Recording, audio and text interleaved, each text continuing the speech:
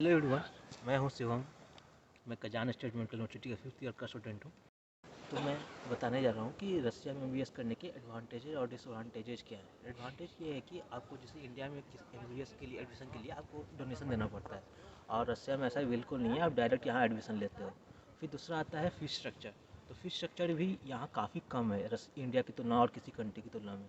इसका रीज़न ये नहीं कि ये सस्ती कंट्री, इसका रीज़न ये है कि यहाँ की गवर्नमेंट ना 4 ट्रिलियन रूबल खर्च करती है सिर्फ एजुकेशन के ऊपर, इसलिए यहाँ की फ़ीस कम है। और फीस स्ट्रक्चर क्या है कि देखो, हर यूनिवर्सिटी की अपनी अपनी है, तो आप अपने बजट के हिसाब से ना फ़ीस के चूज कर सकते हो कि आपको कौन सी यूनिवर्सिटी से। जैसे मेरी यूनिवर्सिटी की फ़ीस है अभी लगभग 4.5 लाख रूबल, तो मेरे हिसाब से मेरे बजट में है। तो आप भी इसी की तरह देखा करो आपके बजट में कौन सा बैठ रहा है। फिर आता है कि आपको इस यूनिवर्सिटी का सबसे बड़ा फ़ायदा क्या है यहाँ, कि ये सारी इंग्लिश मीडियम में है। तो आपको कहीं और दूसरे कंट्री जाने में दिक्कत नहीं होगी, क्योंकि आपने इंग्लिश मीडियम में पढ़ाई की है। ऐसा नहीं कि आपको रसिया में पढ़ता आपको रशियन लैंग्वेज में ही पढ़ना होगा। बस आपका रशियन लैंग्वेज ना अलग से एक सब्जेक्ट होता है जो आपको पढ़ना पड़ता है। और एक क्लास स्ट्रेंथ की बात करें तो एक क्लास में कितने बच्चे होते हैं, तो मैक्सिमम 17 से 18 बच्चे होते हैं। जैसे मेरे बैच में सिर्फ 15 ही बच्चे हैं। तो ये एक डॉक्टर या एक टीचर आपको 15 बच्चे पढ़े, तो ये काफ़ी अच्छी बात है, क्योंकि इंडिया में 70-80 बच्चों पर होती है। तो ये आपको देख सकते हैं, इसमें ज़्यादा बच्चों पर ध्यान दिया जाता है। फिर आता है कि एडमिशन प्रोसीजर। एडमिशन प्रोसीजर काफ़ी ईजी है। आप बस एक फॉर्म भरो, नीट क्वालिफाइड हो और 12th में अच्छे मार्क्स हों, और इसके अलावा कुछ नहीं चाहिए। बस आपको यूनिवर्सिटी चूज़ करना होता है कि आप सही यूनिवर्सिटी चूज़ कर लो। फिर आता है क्या कि आपको क्या है कि आप यहाँ रशियन में पढ़ रहे हो, रशिया में पढ़ रहे हो, तो आपको रशियन लैंग्वेज सीखने को मिल रहा है। ये सबसे बड़ी फ़ायदा है कि अगर आप कल की तारीख में अगर अच्छी तरह से रशियन सीख जाते हो, तो आप यहाँ के हॉस्पिटल में काम कर पाओगे, और आपको अच्छी सैलरी भी मिल जाती है। और आप यहाँ सिटीजनशिप ले सकते हो 5 साल पढ़ने पर, यहाँ मिल जाती है सरकार की तरफ से। आप यहाँ शादी कर सकते हो, और क्या चाहिए। और आप और भी फ़ायदे हैं काफ़ी, यहाँ सैलरी अच्छी है, आप यहाँ सब चीज़ गवर्नमेंट काफ़ी चीज़ प्रोवाइड करती है।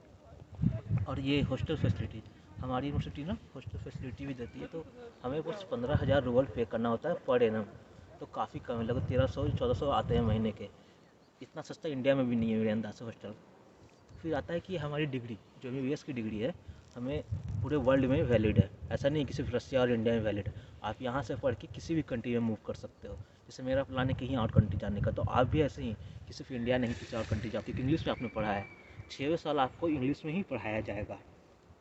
फिर आता है कि आप देखो यहाँ दूसरे से देश के बच्चे भी मिलने वाले हैं, तो आप उनके साथ इंटरेक्ट करोगे, आपको अच्छे फ्रेंड बनेंगे अलग कंट्री के।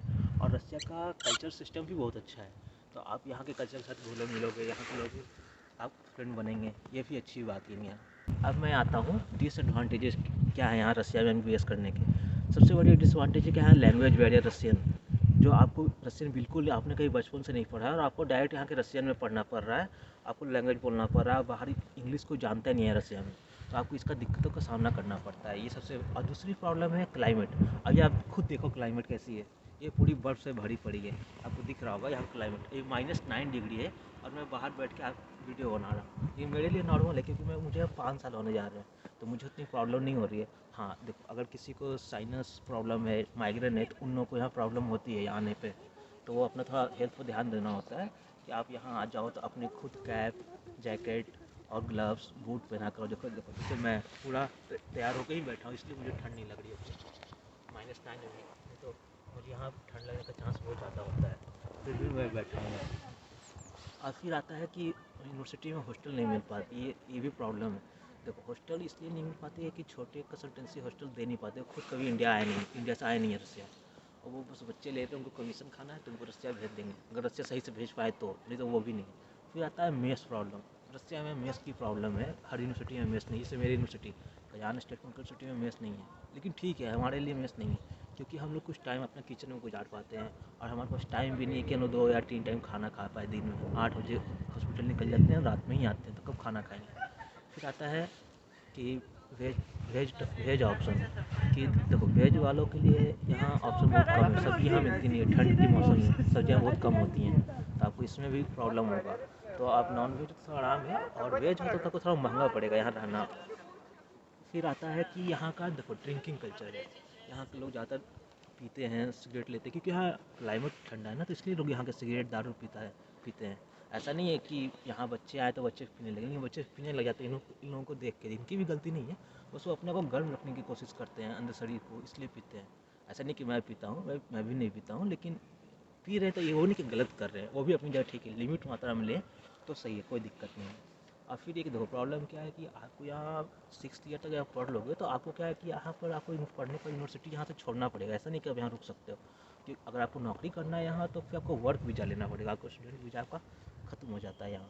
और देखो फिर थोड़ा प्रॉब्लम सेफ्टी कंसर्न का है कि यहाँ कुछ जैसे इंडिया में कुछ बूढ़े लोग अच्छे लोग हैं तो यहाँ भी बूढ़े अच्छे लोग हैं, तो बूढ़े लोग के संपर्क में बच्चे जल्दी आ जाते हैं, तो इनसे बचना होता है, थोड़ा इनके ऊपर ध्यान देना होता है। फिर आता है एक्सपेंसिव, थोड़ा देखो सिटी थोड़ी इंडिया के मुकाबले में तो ठीक है, कोई महंगाई ज़्यादा नहीं है। कजान की बात करो तो कजान हल्की महंगी है, क्योंकि यहाँ की चीज़ें महंगी हैं। अगर फ्लैट में रह रहे हॉस्टल नहीं मिला तो भी महंगा पड़ेगा। यहाँ 20-22 हज़ार का 25-30 हज़ार का तो फ्रिज से फ्लैट हो जाता है। फिर आपके monthly expenses, electricity bill, water का बिल, सब चीज़ देना होता है। अब ना मैं 2 मिथ की बारे में बात करूँगा जो रसिया के बारे में यहाँ फैली हुई है, हर जगह फैली हुई है कि यहाँ ना ट्रांसपोर्टेशन बहुत महंगा होगा, फॉरेन कंट्री, लेकिन ऐसा कुछ भी नहीं है। यहाँ क्या है कि आप 38 रूबल पे करो एक बस में और कहीं भी आप जाओ, मतलब एक बस पर आप बैठ के कहीं भी जा सकते हो उस एरिया में। तो मुझे ट्रांसपोर्टेशन भी इंडिया के मुकाबले सस्ती है। और फिर आती है सेकेंड वीक की, लोग यहाँ बोलते हैं यहाँ बहुत ठंड है तो यहाँ कैसे गुजारा करेंगे। तो ऐसा है ना कि देखो ठंड है, बाहर से ठंड है, जैसे मुझे अभी देख लो बाहर ठंड लग रहा है, मुझे हल्का सा लग रहा है, ज़्यादा नहीं। लेकिन मैं जब हॉस्टल में, बस में, यूनिवर्सिटी में होता हूँ तो मुझे नॉर्मल कपड़े पहनने पड़ते हैं जैसे गर्मी में पहनता हूँ, क्योंकि अंदर पूरा हीटिंग सिस्टम लगा हुआ है, तो आपको ठंड लगेगी ही नहीं। बस लोग डराते हैं कि रसिया आप जा रहे हो तो बहुत ठंड होगी, वहाँ क्या खाओगे, तो हज़ार चीज़, वो खुद नहीं आए कभी, वो ज्ञान दे रहे हैं कि आपको ये प्रॉब्लम होगी। मुझे भी ज्ञान देते थे कि वहाँ ना रसिया आप जाओगे तो वहाँ के बिल्डिंग्स यूनिवर्सिटी झोपड़ी की तरह होते हैं, बट ऐसा नहीं है।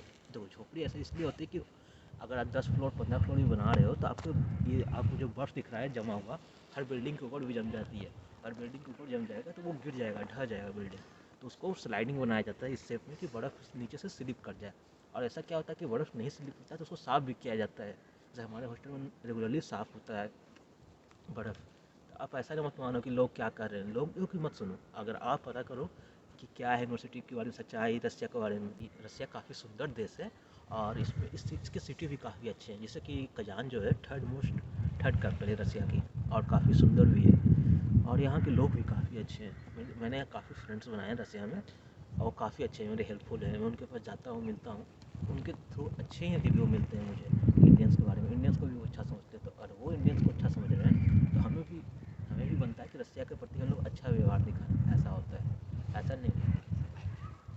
तो चलो, तो मैं अपना वीडियो को यहाँ पर लास्ट कर रहा हूँ। मैं नेक्स्ट जो वीडियो बनाऊँगा ना, आपको और वीडियो बना के हेल्प करूँगा कि इसमें क्या बताऊँ कि इसमें रसिया कितना एक्सपेंसिव है और कजान में क्या क्या सामानें मिलती हैं कैसे, तो उसके बारे में वीडियो बनाऊँगा। आप नेक्स्ट वीडियो देखना।